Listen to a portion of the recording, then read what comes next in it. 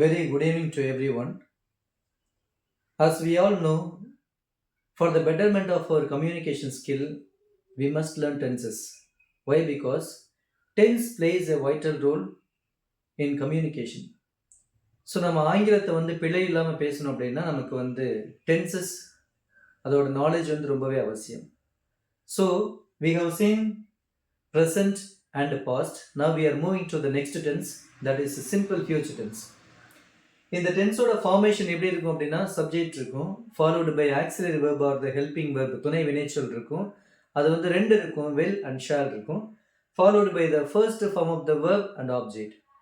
எல்லாருக்குமே தெரியும் every verb has got three forms, present form, past form and past participle form. And when we add ing along with the verb, it becomes present participle. So we have to use first form of the verb. So இதுதான் இதோட formation. So next நம்ம என்ன பார்க்கணும் அப்படின்னா ரொம்ப முக்கியமானது, எந்த டென்ஸை நம்ம எப்போ பயன்படுத்தணும், when we are suppose to use a particular tense அப்படின்றது ஒரு முக்கியமான ஒரு கான்செப்ட். ஸோ அப்படி பார்க்கும் பொழுது we have rules and regulations. இந்த டென்ஸை எப்போ எல்லாம் பயன்படுத்தணும் அப்படின்ற ரூல்ஸ் அண்ட் ரெகுலேஷன்ஸ் இருக்குது. ஸோ அதன்படி we are moving to the first rule, express the future plan.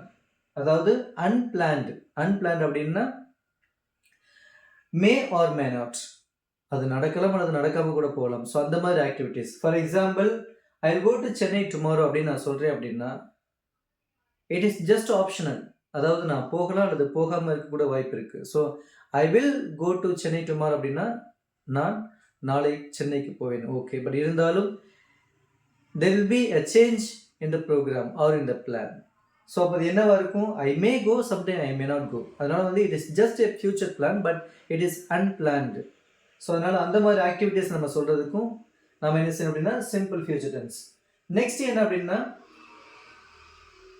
அன்பிரிவென்டபிள் actions. அன்பிரிவென்டபிள் actions அப்படின்னா த சம்மர் வில் கம் சூன். அதாவது பை ஆல் மீன்ஸ் நாம் அதை தவிர்க்கவே முடியாது, ஓகே. அப்போ the summer will come soon அப்படின்னா whether we are interested or not, நமக்கு பிடிக்கல அதனால இல்லை, time and tide wait for none அப்படின்னு சொல்கிறது மாதிரி நமக்கு இது அன்பிரிவென்டபிள், அதை நம்மளால் தவிர்க்க முடியாது. ஸோ அப்படிப்பட்ட சில விஷயங்களை பற்றி நாம் பேசும்பொழுது we must use simple future tense.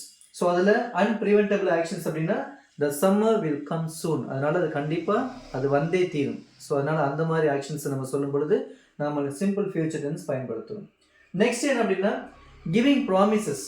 அதாவது I will call you when I arrive, நான் நாளைக்கு வீட்டுக்கு வந்த உடனே நான் நிச்சயமாக உங்களை கூப்பிட்றேன் அப்படின்னு நம்ம சொல்லி சில ப்ராமிஸ் பண்ணுவோம் இல்லையா. ஸோ அந்த மாதிரி சில ப்ராமிஸ் நம்ம கீப் அப் பண்ணும்போது நம்ம என்ன செய்யணும் அப்படின்னா சிம்பிள் ஃபியூச்சர் டென்ஸ் பயன்படுத்தணும். அதுக்கு அடுத்தபடியாக நீங்கள் பாருங்கள், thoughts, predictions, assumptions and about the future. இது எல்லாமே நம்ம சொல்லும் பொழுது நம்ம சிம்பிள் ஃபியூச்சர் பயன்படுத்தணும். ஃபார் எக்ஸாம்பிள் என்ன அப்படின்னா I think it will rain today, நான் நினைக்கிறேன் இன்னைக்கு மழை பெய்யும் அப்படின்னு. ஸோ இட் இஸ் என்ன அப்படின்னா இட் இஸ் ஜஸ்ட் ப்ரெடிக்ஷன்ஸ் அல்லது அசம்ஷன். நம்ம எதிர்பார்க்குறோம் அல்லது நம்ம பார்க்கும்பொழுது it seems to rain today அந்த மாதிரி. ஸோ அந்த மாதிரி ஒரு சுச்சுவேஷன்ஸ் வரும்பொழுது நம்ம என்ன சொல்லுவோம், இன்னைக்கு மழை பெய்வதற்கு வாய்ப்பு இருக்குது, அப்போது I think it will rain today. So அதுக்கு பேர் அசம்ஷன்ஸ் அல்லது தாட் அல்லது ப்ரெடிக்ஷன்ஸ் அப்படின்னு சொல்லுவாங்க. நெக்ஸ்ட் என்ன அப்படின்னா அபவுட் த ஃபியூச்சர். எப்படி சொல்லுவோம், நான் நினைக்கிறேன் எதிர்காலத்தில் உண்மையிலே அவர் நல்ல ஒரு கல்வியாளராக வருவான் அப்படின்னு நம்ம நினைக்கிறோம் இல்லையா. நம்ம சொல்லுவோம்ல, அவன் ஒரு சிறந்த டாக்டராக வருவான் அல்லது ஒரு சிறந்த ஒரு விளையாட்டு வீரனாக அவன் வருவான் அப்படின்னு நம்ம சொல்கிறோம் இல்லையா. எதிர்காலத்தில் நிச்சயமாக அவன் சாதிப்பான். ஸோ இந்த மாதிரி நம்ம ஒரு அசம்ஷன்ஸ் ஒரு ப்ரெடிக்ஷன்ஸ் பண்ணும்பொழுது இதையே நம்ம என்ன செய்யணும் அப்படின்னா சிம்பிள் ஃபியூச்சரில் தான் நம்ம சொல்லணும். So I think he will become a best doctor in the future.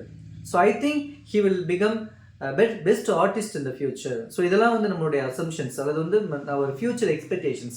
So இதை நம்ம சொல்லும்பொழுது நம்ம என்ன டென்ஸ் பயன்படுத்தணும் அப்படின்னா சிம்பிள் ஃபியூச்சர் டென்ஸ் நம்ம பயன்படுத்தணும். So why we are learning all these things? Why? Because in order to avoid the grammatical mistakes. So நம்ம ஆங்கிலம் பேசும்பொழுது இலக்கண பிழை இல்லாமல் பேசுறது ரொம்பவே அவசியம். அதற்கு ஒரே வழி என்ன அப்படின்னா we must know when we are supposed to use the tenses. அதுக்கு தான் இந்த rules and regulations. So we have to learn it thoroughly by all means. அதனால take care of the formation of the what you call statements, at the same time take care of the rules and regulations. எந்த இடத்துல எந்த tense நம்ம பயன்படுத்தணும் அப்படின்றத பற்றி நாம் இப்போ கற்றுக்கிட்டு இருக்கோம். And in forthcoming videos we will see the other tenses also. Thank you.